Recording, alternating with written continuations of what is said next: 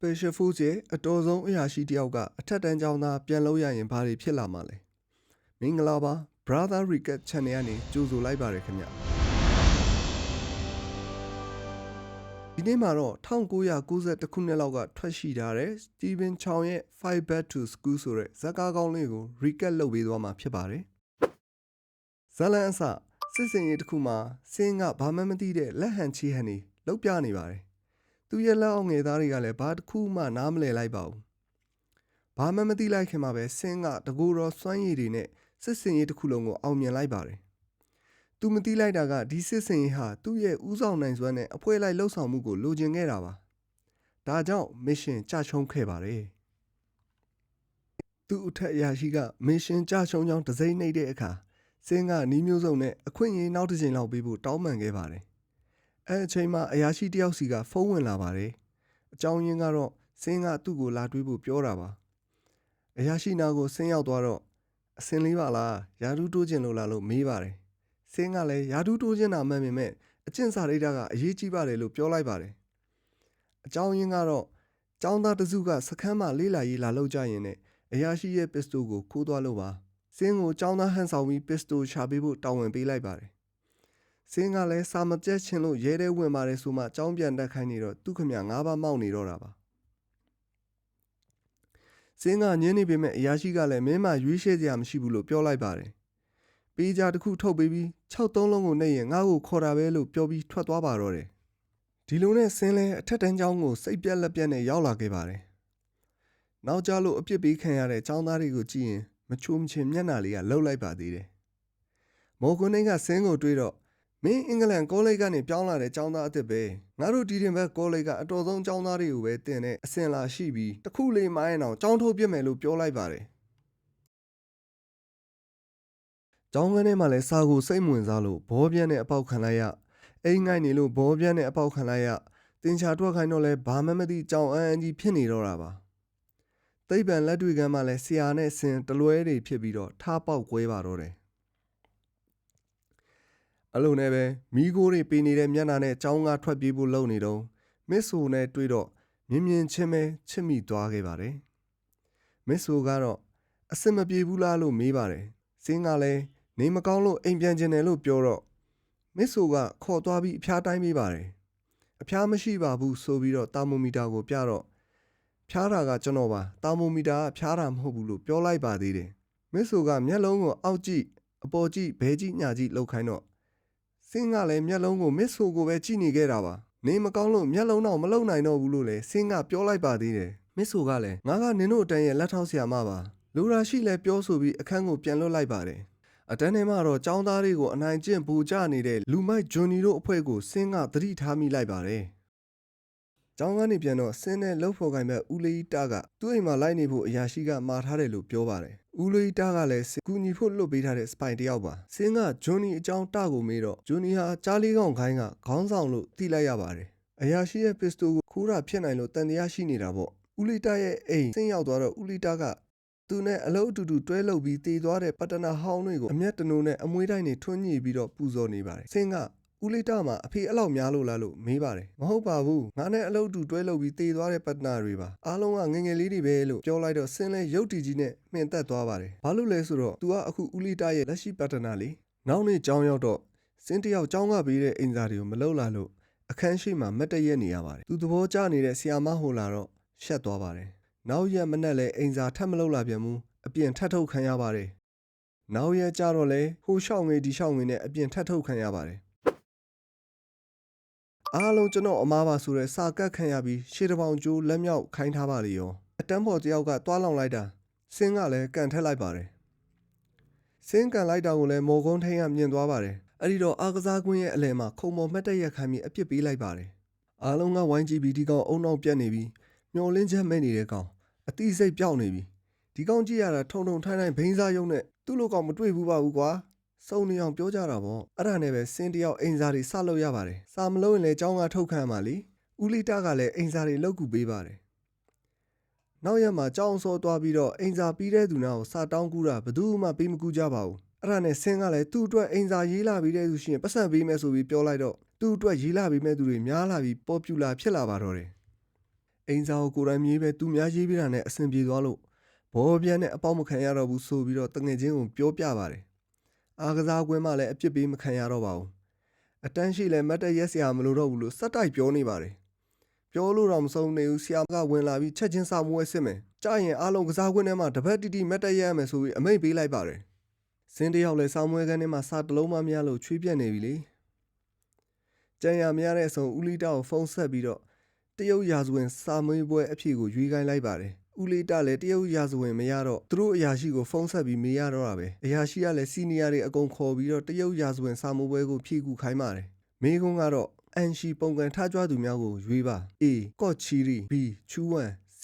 လီဟော့ယောင် D လီကွမ်ဘတ်အရာရှိကြီးကသူလည်းမသိတော့စီနီယာတွေကိုပြန်မေးရတာပေါ့စီနီယာတွေကလည်းမသိတော့စာအုပ်တွေပြန်လည်ကြည့်ကြပါတယ်စာမွေးပွဲခန်းအပြစ်မှာတော့ဦးလေးတာက A ဆို Apple B ဆို Banana C ဆိုကားအခန်းပြန်နေမြောက်ပြနေပေမဲ့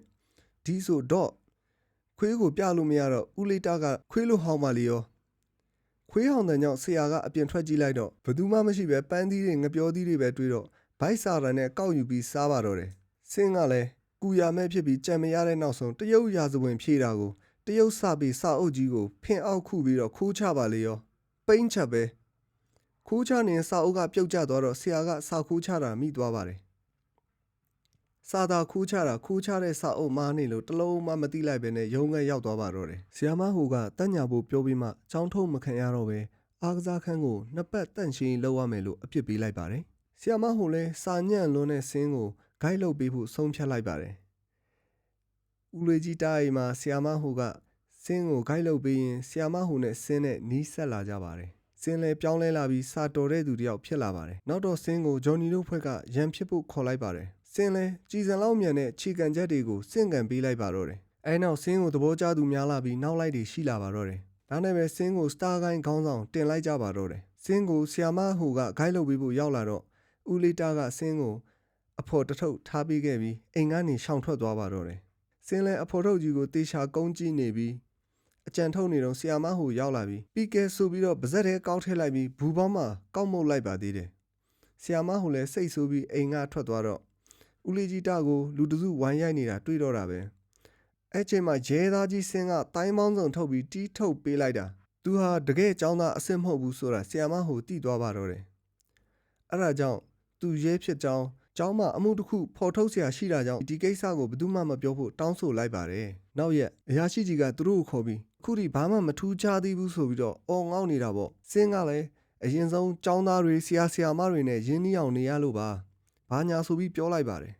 ဘာပဲဖြစ်ဖြစ်အဲ့ပစ္စတိုကိုတစ်လအတွင်းမရှာနိုင်အလုပ်ထုတ်မယ်လို့အရာရှိကြီးကပြောလိုက်ပါတယ်။ကျောင်းပြန်ရောက်တော့ဆင်းကိုစိတ်ကောင်းနေတဲ့ဆီယာမဟိုကဆင်းကိုစကားမပြောမသိရှင်အောင်စောင့်နေတော့ဆင်းတယောက်အသေးကွဲရပါတယ်။ဘလို့ချော့အောင်လဲစဉ်းစားနေရင်နဲ့ဦးလီတာရောက်လာတော့ဦးလူကြီးရဲ့ပေဂျာကိုယူအတန်သွင်းလိုက်ပြီးဆီယာမဟိုစပွဲပေါ်တင်ထားလိုက်ပါတယ်။ဆီယာမဟိုလည်းဘသူအတန်သွင်းထားလဲပေဂျာကိုဖွင့်လိုက်တော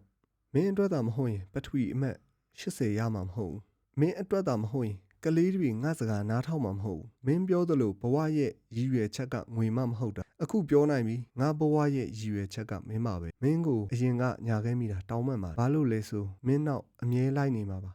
ရှောင်းစင်းဆရာမဟိုလည်းအပြင်ထွက်လာပြီးအယူပေချာငါသိမ်းလိုက်ပြီဆိုပြီးယူသွားပါတယ်ကျောင်းစင်းချိန်ရောက်တော့ဆင်းကိုလူတစုကအများနဲ့တယောက်ဓာတ်နဲ့ဝိုင်းခုတ်ကြပါတယ်ဒါပေမဲ့ဆရာကြီးကဆရာကြီးပဲမို့အကုန်လုံးကိုအမောက်တိတ်ပေးလိုက်ပါတယ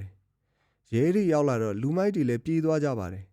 ဆီယာမဟိုရဲ့ဘေးရဲကလည်းဆင်းကိုစခန်းရောက်ရင်ရှင်းမယ်ဆိုပြီးတော့ရဲစခန်းအိမ်သာထဲခေါ်ပြီးနှိပ်စက်ပါတော့တယ်ဆီယာမဟိုရောက်လာပြီးတော့သူ့ဘေးရဲကိုဘာလို့လှုပ်တာလဲလို့ပြောနေရင်ဆင်းကဘာမှမပြောနဲ့လို့ပြောတာကိုဆက်ပြောနေလို့ဆီယာမဟိုကိုနမ်းလိုက်ပါတယ်ရဲရာရှိကြီးရောက်လာပြီးဆင်းကိုခေါ်သွားပါတယ်ပစ္စတိုခေါ်မဲ့စာကိစ္စပူတွေရှော့အောင်လုပ်တယ်ယာရူဘယ်တော့မှတိုးမှမဟုတ်ဘူးဆိုပြီးတော့ပြောပါတယ်ဆင်းကအခွင့်အရေးထပ်ပေးပါအောင်လို့ပြောတော့ရဲရရှိကြီးလဲပြီးလေထပ်လို့ချင်းသေးလို့လားလို့အော်ပြောနေရင်းနဲ့ဆင်းရဲ့လက်ကိုခြေထောက်နဲ့ညှက်ချုပ်လိုက်ပါတယ်ဆင်းကနာလို့တေးအောင်အော်တာပေါ့ဆင်းအိမ်ပြန်ရောက်တော့စိတ်ညစ်ညစ်နဲ့လိန်စေးလိန်နေရတာပါဦးလီတာရောက်လာပြီးတယောက်သိရင်နောက်တယောက်ကတကြူပေးရမှာပါဆိုပြီးတော့ကြက်တီမရှိတဲ့စကားတွေလာပြောနေလို့ဆင်းကကောက်နှမ်းပြစ်ပြီးတော့ခွားမသေးလို့ဆဲလိုက်ပါတယ်ညရောက်တော့ဂျွန်နီတို့ရဲ့ကားပါကင်မှာရဲပစ္စတိုကိုရှာကြပါတယ်ကားထဲမှာရဲပစ္စတိုတွေမဟုတ်ဘဲနဲ့ AK47 တွေပါတွေ့တော့က ကားကိုမောင်းပြီးတော့ယူလာကြပါတယ်ဖြစ်ချင်တော့ဦးလေးကြီးတကကားပေါ်မတက်ရသေးခင်မောင်းထွက်လာတော့ဦးလေးကြီးတဂျွန်နီတို့လက်ထဲမှာအဖမ်းခံလိုက်ရပါတယ်ဆင်းကတော့ကားနောက်ခန်းထဲဦးလေးကြီးတပါတယ်ပဲထင်နေတာပေါ့ဒီလိုနဲ့ဆင်းကရဲအရာရှိနာရောက်ပြီးပစ္စတိုအပြင်တခြားတနက်တွေကိုပါတွေးလာတယ်ဆိုတာပြတော့မှဦးလေးကြီးတကိုကြံခဲ့မှန်သတိရသွားပါတယ်ဦးလေးကြီးတကိုဖုန်းခေါ်ဆိုလိုက်ချိန်မှာတော့ဂျွန်နီကဦးလေးကြီးတကိုလိုချင်ယူသွားတဲ့တနက်တွေကိုပြန်လာပေးပါလို့ပြောလိုက်ပါတယ်ဆင်းလဲချက်ချင်းပဲရဲအရာရှိတားနေတဲ့ကြားကနေဦးလေးရှိတဲ့နေရာကိုထွက်လာပါတယ်လမ်းမှာစီဆိုင်တွေ့တာနဲ့စီပုံးတွေဝယ်ပြီးကားနောက်ခန်းကွန်တိန်နာထဲစီအပြည့်ဖြန်းထားလိုက်ပါတယ်ဒီလိုနဲ့ဦးလေးနားရောက်တော့ဂျွန်နီတို့ဖွဲ့ကဦးလေးကိုလွတ်ပေးပြီးကားတွေကလက်နက်တွေကိုယူဖို့တက်သွားတဲ့အခါမှာတော့ဆင်းကမိချစ်ကိုပြစ်ထည့်လိုက်တာပောက်ကွဲထွက်သွားပါတယ်သူတို့နှစ်ယောက်ပြေးရင်းနဲ့ကျောင်းပွဲတော်အတွက်ပြင်ဆင်ထားတဲ့ဝင်ကဘာထဲရောက်သွားပါတယ်ဝင်ကဘာထဲမှာဆင်းတို့ကိုတနက်တွေနဲ့လိုက်ပစ်တော့ဆင်းလဲပြန်ပစ်တာဆင်းတို့အသေးအတန်ရှာနေတဲ့ပစ္စတိုကပြစ်မရဘူးဖြစ်နေပြီးတော့တိုင်ပတ်နေပါတယ်နောက်တော့ဂျွန်နီတို့ဖွဲ့ကဆင်းကိုကူညီတဲ့ကျောင်းသားတွေကိုဖမ်းလိုက်ပြီးရှောင်းစင်းမင်းစက္ကန့်20အတွင်းထွက်မလာဘူးဆိုရင်တယောက်စီပြစ်တတ်မယ်လို့ပြောရင်းနဲ့ပဲကျောင်းသားတယောက်ရဲ့ပေါင်ကိုတနက်နဲ့ပြစ်လိုက်ပါတယ်နောက်တယောက်ရဲ့ခေါင်းကိုတနက်နဲ့ထောက်ပြီးပြစ်ဖို့ချိန်လိုက်တဲ့အချိန်မှာဆင်းရဲ့တငယ်ချင်းကမိမိတ်လိုက်ပြီးအလေးတုံးတစ်ခုကိုကျမ်းမြင့်ပေါ်ပစ်ချလိုက်ပါတယ်ဂျွန်နီတို့အဖွဲ့လည်းအတန်ကြားတဲ့ဘက်တနက်တွေနဲ့ဝိုင်းပစ်လိုက်ကြပါတယ်တခြားတစ်ဖက်ချမ်းကအပေါက်ကနေဆင်းကထွက်လာပြီးလူမိုက်တွေကိုပြစ်တက်လိုက်ပါတယ်ဒါပေမဲ့ဂျွန်နီကလည်းခေသူတော့မဟုတ်ပါဘူးဆီယာမဟိုကိုဖမ်းပြီးဆင်းကိုလက်နဲ့ချခိုင်းလိုက်ပါတယ်ဆင်းလဲလက်နဲ့ချလိုက်ရပါတယ်ဂျွန်နီကပတ်စံနေပဲမှလဲမိတော့ဦးလီတာကပတ်စံနေနဲ့ထွက်လာပြီးပတ်စံတွေကိုဓာတ်စီလောင်းလိုက်ပါတယ်ရှို့စရာမိရှင်းမရှိတော့ဂျွန်နီနားတော့မိချစ်ပြန်တောင်းလိုက်ပါသေးတယ်ဂျွန်နီလည်းစိတ်ဆိုးပြီးတနက်နဲ့ပြစ်လိုက်ပါတယ်အဲ့ချိန်မထင်မှတ်ထားတဲ့ဆင်းတို့ရဲ့ရဲအရာရှိကြီးရောက်လာပြီးအကုန်လုံးကိုဆက်တနက်နဲ့ပြစ်တက်လိုက်ပါတယ်နောက်ဆုံးဂျွန်နီပဲကြံတော့အရာရှိကြီးအငိုက်မိပြီးအကန်ခံလိုက်ရပါတယ်အဲ့ချိန်ဆင်းကခါးကြားတွေကပြစ်မရတဲ့ပစ္စတိုကြီးထုတ်ပြီးတော့ပေါက်လိုက်တာဂျွန်နီရဲ့ခေါင်းကိုဒဲကိုထိသွားပါတယ်ကျမ်းမြေမော်လဲကျသွားတဲ့ဂျွန်နီလဲဆင်းရဲ့ကက်ကြီးခြေထောက်ချုပ်ကွက်နဲ့ချုပ်ခံထားရပြီးဖမ်းဆီးခံလိုက်ရပါတယ်ရဲအရာရှိကြီးလဲသူမျက်နှိုးရတဲ့ပစ္စတိုလေးပြန်ရသွားပါတယ်နောက်ဆုံးမှာတော့ဆင်းလဲမစ်ရှင်အောင်သွားပြီးတော့ကျောင်းကကျောင်းသားတွေကိုနှုတ်ဆက်ပြီးတဲ့အချိန်မှာအယမ်းမိအယမ်းမိုက်တဲ့စတိုင်နဲ့ဆီယာမဟိုကလာကြိုနေတော့အရန်ကန်ကောင်းတဲ့စတားကောင်းကြီးပါလားလို့ចောင်းသားတွေကအော်ကြတာပေါ့စတားကောင်းကြီးလည်းပြုံးဖြည်းဖြည်းနဲ့ဟုတ်ပါဆိုပြီးအဆုံးသတ်ထားပါတယ်စတီဗင်ချောင်နဲ့ပတ်သက်တဲ့ဇာတ်ကားကောင်းတွေထပ်ပြီးတော့တင်ဆက်ပေးအောင်ပါမို့ like and subscribe လေးနဲ့အားပေးသွားကြပါအောင်ခင်ဗျာကျွန်တော်တို့ရဲ့ viewer တွေကျမ်းမာချမ်းသာပါစေကြောင်းမြတ်တာများစွာနဲ့ကျွန်တော်တို့ Brother Recap Channel ကနေနှုတ်ခွန်းဆက်သလိုက်ပါတယ်ခင်ဗျာ